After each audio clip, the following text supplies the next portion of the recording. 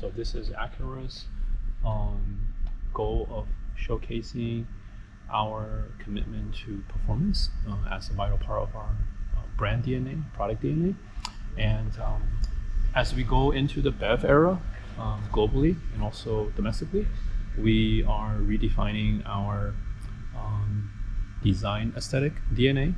And back in the days, last 100 years or so, the internal combustion engine technology layout really influenced the way cars are designed and look. And especially on the front end, you have this large grille intake, which is basically reminiscent of the interior, the radiator shapes inside. But what do you do without that? So how do you still convey the appearance of the vehicle as a machine that is breathing, right, as it speed across the road, right? So with BEV, we need to focus more on aerodynamic, which is why we closed it off instead of still leaving an opening. It's also why we have a slightly lowered hood to get the airflow to go more smoothly to the hood, and it's why we have a more raked windshield so that there is less angle separation between hood and front windshield, so it just becomes more aerodynamic. It's the same reason why we have more taper in the cabin, is to maximize the performance of the battery. So the more aerodynamic we are, the lower the CT number is, the more range we get from our battery, right? And with the front end design, we still want to not only be simple and modern, but we still want to be interesting. It needs to capture a very, let's say, a strong character for the Acura brand, so that it becomes memorable. Here on this show car, we demonstrated our effort for that in giving a lot of sculptures to the front face of the car. And even like the side intake, you see a lot of twist into the hood, and hence a lot of sculpture on the hood. We really want the car's design to look distinctively like a performance vehicle. Now, it's not particularly like a coupe or a SUV or a sports car, but it's really like a new breed almost, to show this performance design language. As we walk towards the side, you can see that the front side intake not only goes to the hood, but also is sculpting the side body, and we are using a play of positive surface but also negative surface to give it that strong three-dimensional contrast. As we walk more towards the side, you can see in this view, it's got this very, let's say, nautical and shark-like character to the car, by a very strong and powerful hood, and the hood looks really long. The A-pillars push back, a lot of angle, a lot of rake to the A-pillar. And on the body side, we have the use of two-tone, so gloss black upper and gloss black side lower garnish, and it's kind of like triangular in its themes, and that further enhanced the kind of like a really tight waist, and it exaggerates more the rear fender, how voluptuous, how powerful and solid the rear fender is, and it gives the car a very clean direction, very clear direction. You can see we try to form new design language for the graphics as well. So we combined, or let's say we made whole the cabin graphic into the cowl, and it forms a very interesting trapezoid graphic in the cowl. And on the cowl, you see these twin vertical bar detail that you also find on the front lower bumper. And this is our effort to continue to give our Acura logo, which is caliber design, for accuracy, right? For engineering precision. I want to communicate that language through details, even in the BEV era, right? And you can see that pattern repeated on the lower intake and the mesh patterns, and also on the mesh patterns coming out from the cowl. And this is taking inspiration from not only the caliber, but also, we're thinking about like a race car, like a racing stripes. And the way this vertical mesh is designed, I wanted to reminiscent, back in like the 90s when we were in middle school, high school, making our first PC, the heat sink. I still do that. Yes. Well, mine's had problems, so I stopped doing that. I switched to Apple. I didn't know how to make it well, but it's really to look kind of like a heat sink, because heat sink is about cooling, right? But the higher performance your PC is, your game PC is, and game engine is, you need bigger heat sinks. You need more fans. Yeah. So we want to try to get that message of high tech, but it is for function. It's not just cosmetic. Okay. Right. So that's kind of the idea. And you can see even hidden in the front face, you can see this like fin. It's like flowing as if this shape was in the wind tunnel, and the surfaces are more organic around it, and it just flows past through. Now, would this be for brake cooling? Yes. And would it be connected to here at all? Right. That's right. It's the whole idea of designing the sculptural form so that the car breathes. That is electronic, but it's not like an appliance. Okay. It has performance, right? I mean, it sounds cliche, but it's like a racehorse running through the wind, right? And you can see the hair of the horse like it's flowing in the air, but it's sculpted by air. That's kind of the idea. Now, what's very interesting is on the wheel design, we really departed from traditional way of designing a wheel. You can see on these, let's say, blades, we chose on purpose to space them out unevenly. And my effort was, I want to create a very human touch to a mechanical or machine design, right? Or a machine product. We didn't want to create just very static and rational patterns, which I think is too cold. So even though it's BEV, it's electric, I still want warmth and passion and emotion to it. And human touch. Yeah, because finally it's analog. Right? It's you're actually touching surface. You're washing your car on the weekend, right? Because you love your car, and that doesn't change whether it's ICE or EV. And I think that's something that's very, very Honda, very Acura, is that we're very close to the product that we love from this brand. So here we go. Like, it's very sculptural, very personal, and very artistic. That's great. Thank you very much. Overall design, we have a lot of repetition of triangular graphics. Usually, triangular graphics are a little bit, let's say, strong. But here, I think we managed it in a way that it looks pleasant, combined with very organic forms. Yeah, well, you have a hard edge here, and then a softer, rounded edges. Yes, but it's actually functional because this hard edge is part of the charging port cover. Charging port. Yeah, like we're not just doing a line there for a line's sake. And that's a design cue you want to carry forward into the production forms of this. Okay. Yes. That's the intention. It's more sculptural, but it's well thought out. It's practical. It's functional. Now the rear two-quarter is one of my favorite views because from this view you can see how the body is under, even twist a little bit as it goes forward, and it's exposing more functional air exit vents. But this twist allows this angle to happen, which gives us more light catching surface property. So it's not only a triangle from side view, it's also a triangle in plan view, and that really tucks this volume in. And the more this volume tucks in, the more you're able to expose the muscular three-dimensional quality of the rear fender. And it's the same rationale, same purpose for the cabin as the tapers in the back. That exposes the very powerful rear wheel fender. And with EV, you have that acceleration feel. So we want the exterior styling to show that capability for performance, for acceleration. And when we designed this vehicle early on in the process, we sketched this car in the top view, in the plan view, and pretty much the driver door, rear passenger door, and the rear volume is like a teardrop. It's more rounded in the back. It's kind of like a Flintstone or a reverse teardrop, where it's more rounded in the back, and as you go towards the front, it's much sharper, right, towards the Pentagon grille. And then the cabin, it's a teardrop that's rounder in the front and tapered towards the back. So it's kind of like two teardrop intersecting. That way they contrast, and we have a white stance on the front, and we have a very expressive and let's say a focused face on the front end. On the rear design, there's once again a lot of plan view.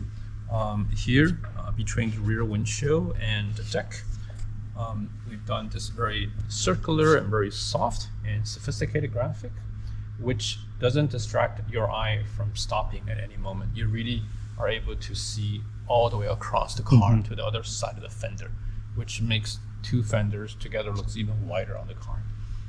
Then below that, we have our very simple and modern taillight element, which I wanted to emphasize width. And with width, you feel very stable. So with acceleration, you want also to have stability, because you don't want your acceleration to go everywhere. So it's giving the whole aesthetic of the car a very stable and safe and solid feel to it. And then of course we have our Acura brand name spelled out in letters, just like our products in the early 90s.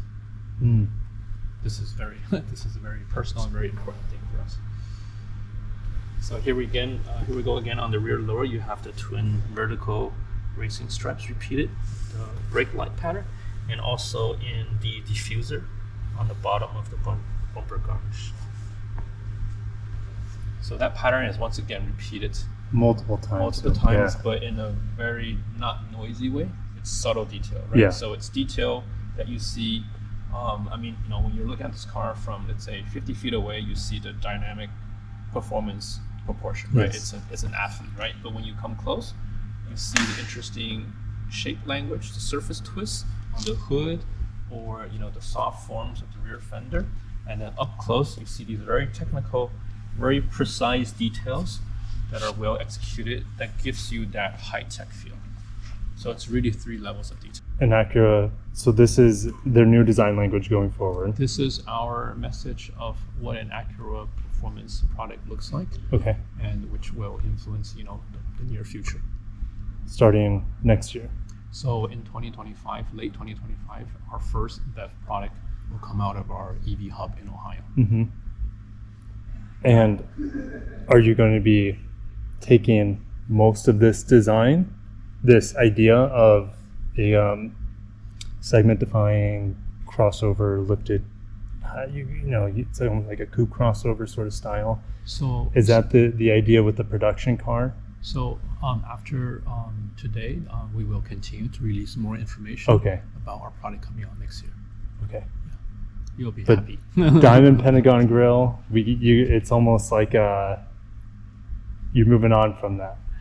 It's not really moving on. It's more about enhancing that image into the BEV era. Okay. Because now we are also working with additional new elements, such as, we got a giant battery pack in the bottom of the vehicle, but it's a battery pack that will deliver high levels of performance, and how we can express that high level of performance into the exterior, into the interior, into the detail of the car design.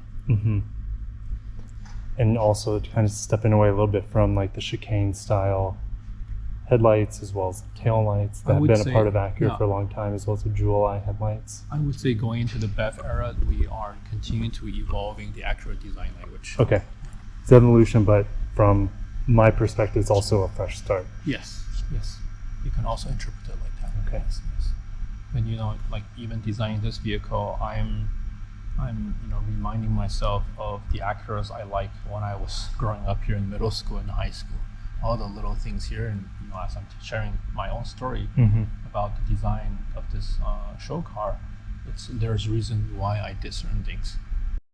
It's not like such a black and white answer either, because it's not everywhere. For example, in the early days of, let's say, modern BEV design, say 10 years ago, when there were a lot of startups that sprung up to do EVs, and also OEMs tried it as well, right? You have GM, right, with the Volt, and Honda. We did an EV hatchback product not too long ago. So a lot of brands have went to the EV era, and we find, I think each brand found unique aspects of the design that is maybe more fitting or could be advantageous for its own brand development, brand future. So for Acura, it's really how to show that technology, but in a more performance-oriented way, to show the aspect of Acura that is more high-tech.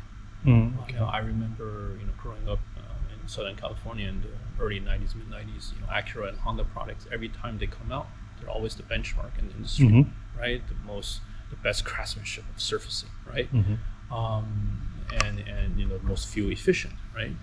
Yes. And even when you look at a Integra from the 90s or a Civic, SI, it's lean, it's not aggressive, but it's got very maneuverable looking proportion dimensions. It's one of the quickest car on the road, right? And we want to think about how can we carry that design DNA into the BEV era, but without refusing our past customers. Okay. Let's say, right? But being able to have some flexibility, like for example, now with BEV, you have more, let's say, you need to put more emphasis on aerodynamic. Yes. Because battery is very expensive. It's one of the most expensive hardware on this vehicle, right? So to extend the performance of the battery, you have to make it very aerodynamic, and you have to have smoother front ends, right? You have to have smoother everything, basically. Yes. Everything, everywhere that the wind touches, even the bottom where you don't see, right, has to be absolutely clean. And being able to do that really, let's say, demands or require the designer to think more efficiently as well. Like you can't just have something to have it as an ornament. It's got to be functional. Right. If you look at smartphone development in the 90s, late 90s, you still had an assortment of phone shapes, right? The shapes, Nokia did this, Ericsson did that. They're all different, but once they became more digital product, not just electronic product, but more digital product, which actually to have apps that does a certain purpose, certain function, then phones and the human users' touch point become more and more efficient, because it's about enjoying the digital experience, but the physical experience needs to be more and more efficient. Now with how BEV developed, I believe it's in very similar ways, where the exterior of the car becomes just more and more efficient looking. But what's different from cell phone is that no longer are the days that we show someone, hey, look, I have a new smartphone, I just bought this for X amount of money, right? Most expensive, I'm the coolest kid in school. Nobody does that anymore, right? No. And also because you have it either in your pocket or between the palms of your two hands most of the time, right? Or the side of your bed most of the time, right?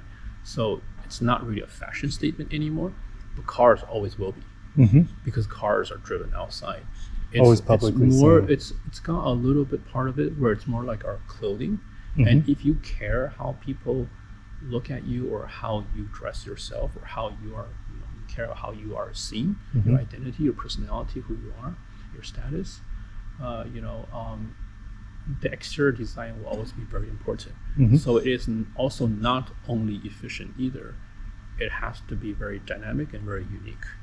I get you. Right, you know what I mean? It's got its similarities to fashion design, but good design, good car design, good fashion design will always be good even 20 years later, even 50 years later. They will still look very good. But that forces a designer to be designing something that's very simple, very clean, very evergreen. Then it will last a long time. I hope you like what we have done. I really do. I mean, and pictures can never convey what the vehicle actually looks like. You can't get an idea of the three-dimensional aspects of it and how the light hits the car. Yes. You have to see the car in person. You have to touch it. You have to give it a nice car wash. Then you'll appreciate, Can we wash it today? Is that up? Because I need to. That's a next step into appreciating it. Probably turn it off first. Yeah. Well, I'm excited because is your main passion is exterior design? Exterior design, but also design in general. Okay. I'm also teaching car design on the weekend, let's say. At the college I graduated from. I went to Art Center College of Design in Pasadena. Okay. So I'm also helping, let's say, young people who want to be designers, who want to get into the creative design field, to learn the foundation, the process of design. So everything I do, I need to explain to them in a very simple and easy to understand format. Yeah. So it's great. fun. It feels like I'm back in college right now. You teach me a lot about the car right now. I'm trying to brainwash you. Yes. So, but for me, it's fun. I mean, I have two daughters. My older daughter, she's very artistic. She's very good academically as well, but artistically, she's I would say pretty gifted. So I'm also explaining to her the reasons why certain forms is good at conveying certain message, right? Like the pyramid form versus the spherical form, right? Versus the oval, right? What are square forms good at conveying? So it's really about using shapes to communicate a message, communicate identity. I think it's pretty fun. Every few years we try to go next level forward and make something that is never seen before, right? So of course sometimes we get pulled back, right, due to time or budget or whatnot. But it's always interesting for me personally as a designer to have I guess a little bit of a braveness, have some gut in my own talent or my team's talent, ability to do something that people haven't seen before, no matter how small. I think it's always worth it, right? We want to push it, keep pushing it forward. So we're definitely always progressive as designers. Yes. This for sure. I mean, if it didn't have Acura badges on it, I would have no idea what it is, because it's such a huge departure from you think so? anything that you guys have ever made before. I know you say we like always think you're it's not enough. Yeah, well, really, you say like you're inspired from the Acuras in the 90s. Yes. I don't. I mean, you don't see it. I don't see it, but I know you were inspired by. So there are bits here and there that for sure it is. But yeah, take off the Acura badges. I have no. But if I took out the Acura badges, I know what I'm looking at. Like you said, it's a very sporty vehicle. Yes. It looks fast just sitting here. It looks very precise. Yes. So it's it's a little bit harder edged up front, like you said, and then it really softens in the back, but just enough to really convey the power that would be coming from the rear wheels. Which a design like this says that it is potentially largely driven by the rear wheels, which is for an Acura. Not a bad thing. What is it like? There's only like what the NSX has had that in the past, and then you could say the ZDX, right? The ZDX right now has rear wheel drive as an option in the A spec, right? But we're going to see that sort of capabilities here. There's no doubt, because of how this vehicle exteriorly looks. Suggests. It has to suggest that we're going to have a lot of performance, not only on the rear wheels but the front wheels too. It's exciting. But also, I mean, like it's the natural performance design, right? Yes. And I think that is our goal, to communicate our message to the broad audience, right? And also to pull in new customers who maybe didn't think of Acura to do something like this, right? That's the surprise, the pleasant surprise. And also, for me to have a chance to share with you my personal story on how we executed the design and the detail to connect that with our heritage. I think for any Acura and Honda enthusiasts, such as you, such as myself, that makes it even more priceless, right? That's a strong emotional connection.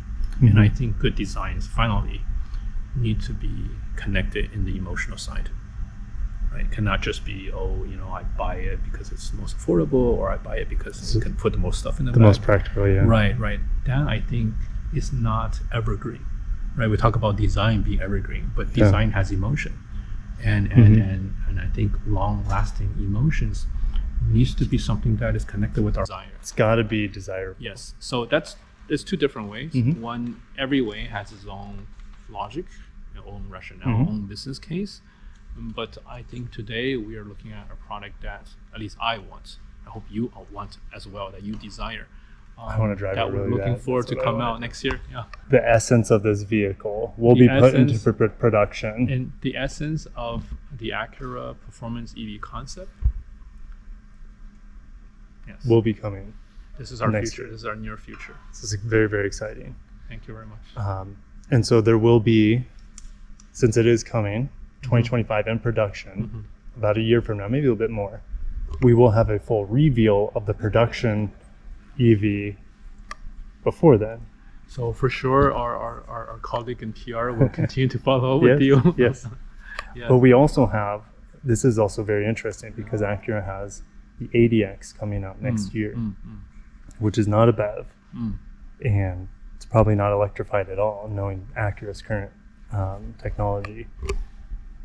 So it'll be fun to see if this at all, do we see this, or do we see current Acura design language from the Diamond Pentagon grille, the chicane style running lights, all that stuff? I would say stay tuned. Stay tuned. I think my gut's telling me that's going to be a continuation of the current instead of sharing where this is going, but time will tell. Yes, time will tell. Well, thank you so much for the tour today. Thank you very much for your time. Okay. Yeah. Thank you.